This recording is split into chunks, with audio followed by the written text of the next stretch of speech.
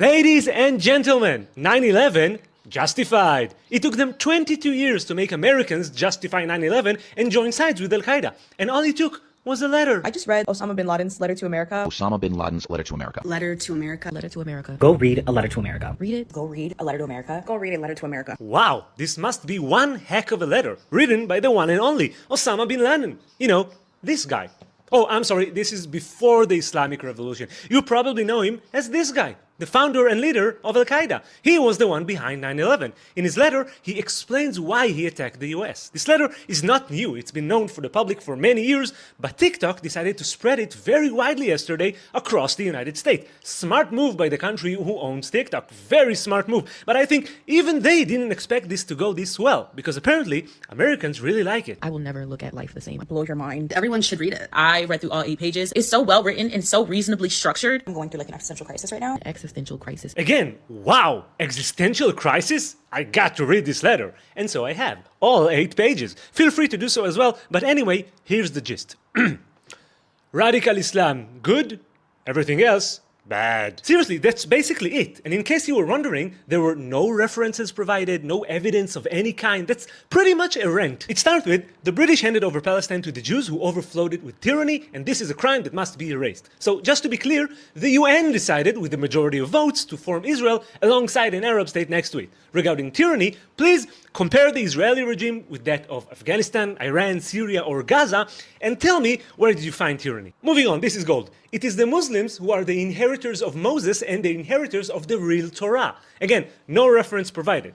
Therefore, the right to Palestine cannot be raised against Islam.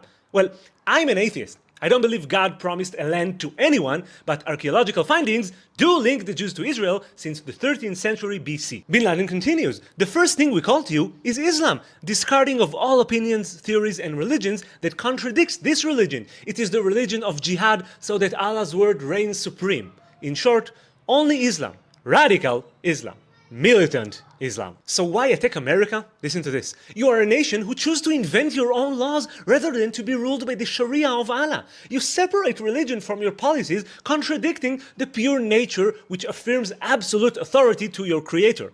So basically, we attack you because you're not jihadists. If only we knew. If only we had been given this undisputed information back in 2001. We wouldn't have cried when those planes hit the World Trade Center. We would have been happy. As Americans, we should have celebrated the righteous acts of those freedom fighters who came to liberate us from our civil rights and bring the beloved Sharia law. I'm not kidding, by the way. There is a current trend of showing how happy you were when you found out that Bin Laden died and how sad you are now realizing he was right. Bin Laden was right? Bin fucking Laden? Are you kidding me? You just found out that he attacked you because he wanted to force radical Islam upon you and you applaud him?